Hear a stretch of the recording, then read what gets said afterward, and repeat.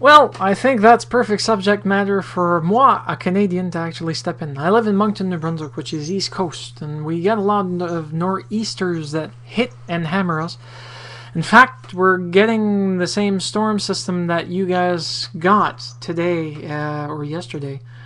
That Arkansas got, that Missouri got, that North Carolina got, and it's sweeping up into the east. Unfortunately, we're going to get snow. As to the temperatures, I'm hoping it's not going to be too mild, because when it's too mild, the snow turns to a sort of wet, sopping slush.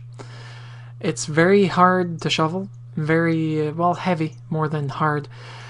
And then the temperature plunges, and you end up with icebergs stuck pretty much everywhere. And chipping them away with an ice pick will do you absolutely no good until the spring thaw comes along, or until warmer weather hits. I'm happy none of you got hurt with ice covering your car, and Rhett, if you got that much, you should look up the Quebec ice storm. In fact, both of you should look up the Quebec ice storm to see a comparison of how bad an ice storm, which we call verglas in French, can be. When you say that car suspensions were ruined because of it, that's how thick the ice was on the vehicles. High tension power lines were crumpled into masses of squid-like debris throughout the landscape due to the fact that the pylons suffered a fatal lack of support due to the sudden increased weight. And they've redesigned a lot of the power lines to emit more heat in regards to resistance on an outside spiraled coil, so that instead of having such a big mass of ice, like imagine a high tension power line being yay big, and imagine having something of ice about yay wide. I'm not kidding. Imagine it on many distances, and imagine what it does to a power line system. And it was bad enough in Quebec that when it happened, New Brunswick, Nova Scotia, PEI, Newfoundland all sent power crews to go give them a helping hand. In fact, other provinces did too. It took them several months to get everything up to snuff, and several weeks to get power back to even the most rural areas. So, coming back to what I was saying, when it snows, it depends on the subject matter. I'll tell you by experience that I have to make it to work myself because I work in customer service and my job requires that I be present. Of course, our employer won't particularly give a flying fig if we get into an accident. We end up having to pay for it if that happens. So it's a choice to make if that's bad enough. But one barometer of measurement in regards to how bad the situation can be is if the news reports that we do get locally, they're all on the ball when it comes to it, start announcing that the buses have been pulled off their routes, our transit system here in Moncton.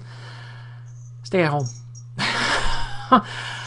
Because that means that the routes are impassable. Call in late, I don't care. Just don't take the chance. If it's the same for most of you folk, I take pity in a lot of people that unfortunately don't have this type of weather, because it's like being stuck in hell. It's like seeing the UK being bombarded with 2 inches of snow. Trust me, it doesn't look good. The same happens in Toronto, and they're Canadian. They're not used to having a lot of snow.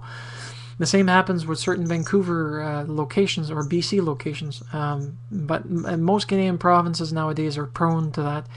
Unfortunately, recently the weather patterns have turned into the day after tomorrow. As much as it may sound funny, it's true. If you take a look at the recent phenomenon, it's pretty much that. I mean, here in New Brunswick, the last time that we had a storm surge that bad to hit this province, during the high storms that we had that devastated a lot of communities by flooding and road erosion, was 40 years ago. It's that long ago. They didn't expect it, and even then, that wasn't that bad. It wasn't the first time that they had it. But this one took the proverbial cake to the umpteenth degree of icing melting in the park. Anyways, it's I'm just glad that both of you are safe and sound, and that you continue doing this, and hooray for Link to have a garage. And Rhett, here's the funny thing about your particular vid that both of you did. I clicked on it, and you know how ads like to choose themselves based on the possible subject matter or the actual location? Well, it shows a garage made of tarpaulin, the type of material that you can actually get that's very, very sturdy and usable in freezing weather. And it was covertech.com, cover-tech.com for 12, and it has sizes up to 12 feet by 24 feet wide, or 24 feet long by 12 feet wide. Basically, it's a cover garage that you can actually install without having to get access to it. And I couldn't stop laughing for the simple fact that, hey, he's talking about him not having a garage, Link having a garage. I don't have a garage. You don't see me complaining, and my car gets covered in snow. But it would be nice to have one because I'm getting tired of having to shovel. But it's just the logistics of trying to get an actual garage fitting where my yard is, and storing the car in it without having to work out a secondary door, because the only way I could do it would be going to the side. Not that you care, not that Chia Lincoln would care. I have to congratulate you on everything you guys are doing. I absolutely enjoy these talk about it moments because it's so calm, so serene, so high definition, and so high quality in audio. I really have to say thank you so very much for taking care about what you do, even if it's for just common nonsense that makes us laugh, giggle, guffaw, chuckle, cry, scream, run away in fear, whatever it could be. And because of that, I think both of you, and since you're dads, I think both of you deserve this.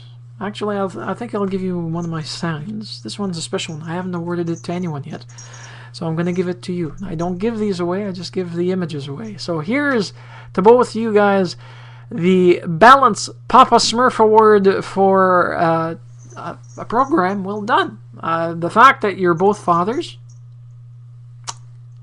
at least I think you're both fathers, and that you're pioneers of this particular type of media, at least on my mind's eye and my personal opinion, and that's only my opinion.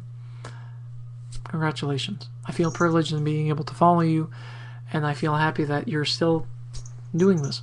One last note, if you could please check your inboxes. I've sent you something that I'd like you to really consider. It would make me very proud. And that said, have a nice one.